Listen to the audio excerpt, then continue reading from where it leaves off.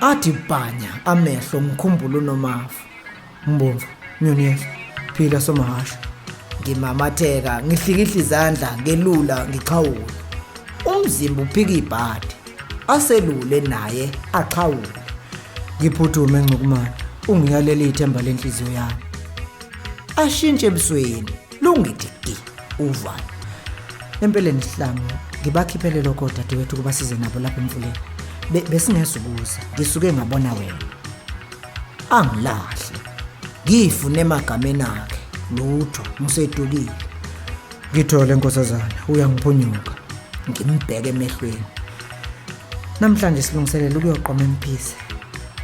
Ashalazi. Yingakho noma feneko. Libuyisa amafu kimi lemboza. Ngizwe inhliziyo ifuna ukuma. Niyoqomela abantu Zombane. Hayi.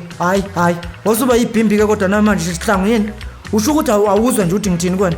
Mina la ngikwenzela umusa ukuthi ungalindi umnyama ongenafu kanti phela ngiyazi ukuthi kude kangakanani emakhabeleni uhamba ngenyawo. Angiphathi ke nje futhi njengoba kubuka sengazi ukuthi uthwele.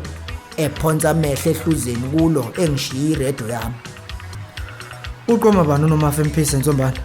Aseyafutha amehlo kumina. Sihlangu, ngisola sengazi ukuthi wena ucabanga ukuthi kusiniswa amahleza la. Hawu, nangu umuntu engafuna ukulingana nesimo bo.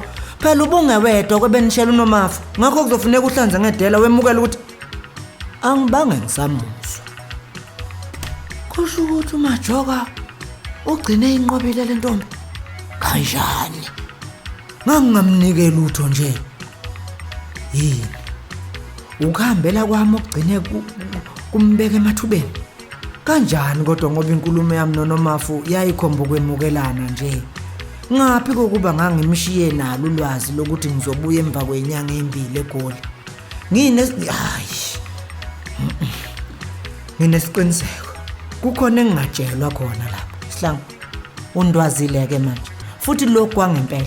Kanti phela uma ukhumbula kahle, yimini iqhikiza lika Nomafu. Njengoba ehlanganisa impahla nje ethumela intombi namhlanje ebusuku, yimini okufuneka ngamele lo umsebenzi.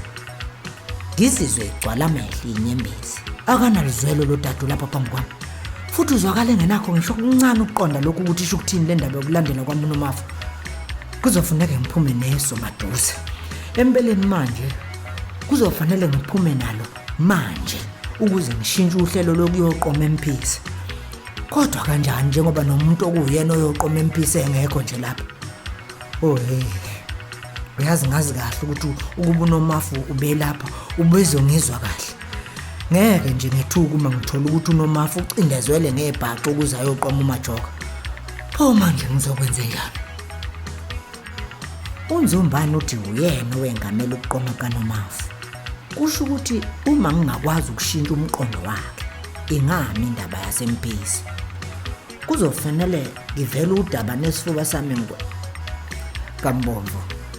Ngicela ungiphe imizuzwana engatheni ngikwethulela uhambo lwenhliziyo yami ithanda umuntu. Ahlino Nzombane. Ngiqhubeke nakho bengiyalile ngesikhathi. Nyonezwe, ngiyaqonda ukuthi ekwenzeni kwami ngibe namaphutha kuwo ukubala ukuhambela isikhathi eside kanti phela nokubekezela kudinga ukwesekwa ngezathu ezithembisayo. Kambomvu, lapha ngiphethe ifa okungesilona nje kuphela likaNomafu ongudadewenu. Kodwa lemndeni wonke wakini kubalwa nawe uqobo njengoba kuwena ngumyali nomphathi wentombi. Anyiphe.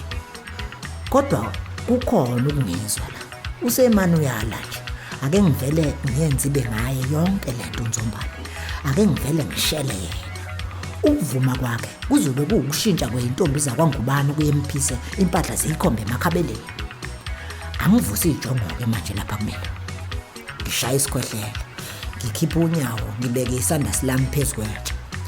Somahashi zikodela imhlophe.